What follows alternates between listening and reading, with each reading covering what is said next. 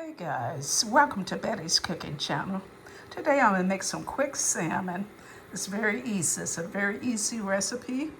What I'm going to use is 1 teaspoon of Old Bay seasoning, some salt, and some pepper. All right, let me get that. I added the seasoning on the top.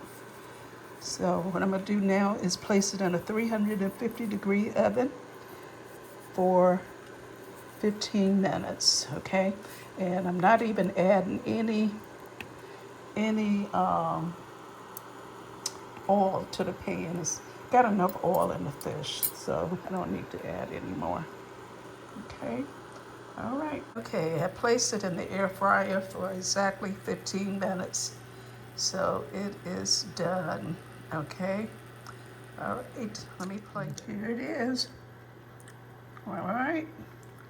If you like this video, like, comment, share, and subscribe. Have a wonderful day.